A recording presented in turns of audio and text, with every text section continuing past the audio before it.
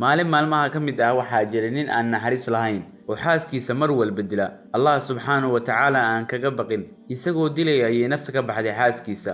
wax uu sameeyo ayuu garan waayey, isagoo ku fakaraya maxaad samaysaa, sideese uga badbaadaa gabadha reerkeeda. bannaanka ayuu u baxay, isagoo raadinaya qof la taliya. waxa uu la kulmay nin, arrintii ayuu u sheegay, isagoo dilayay nafta ka baxday, mana uusan doonin inuu dilo. ninkii ayaa kula taliyay arrin shar badan, waxa uuna ku yidhi, waxaad raadisaa wiil dhalinyaro ah, gurigaaga ku martiqaad. marka uu guriga soo galo, xabad ku dhifo, kadib reerka gabadheeda u yeer, waxaadna ku dhahdaa, waxaan arkay wiilkan iyo gabadhiina oo iska sinaysanaya, waan u dulqaadan waayey, kadib xabad ayaan ku faray. ninkii waa uu soo tegay, isagoo ku faraxsan fikradda la soo siiyey. wiil dhalinyaro ayuu helay, waxa uuna ku qanciyey inuu gurigiisa u raaco.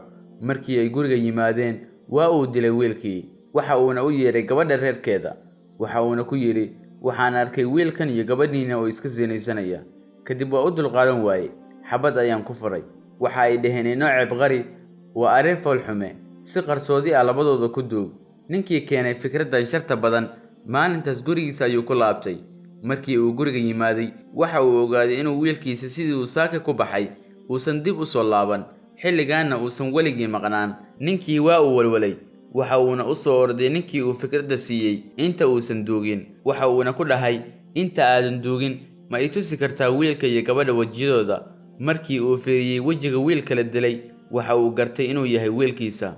wiilkan dhalinyarada ah oo xaqdarada lagu dilay waxa uu sababsaday fikradda uu keenay aabbihii. haddaba ka digtoonow daawade inaad dadka kula taliso waxyaabo xunxun. waad ku mahadsan tahay daawashada muuqaalkan, la wadaag asxaabtaada. haddii aad ku cusub tahay, ku soo biir channelka Ilayska Dunida. Fi amaanillah.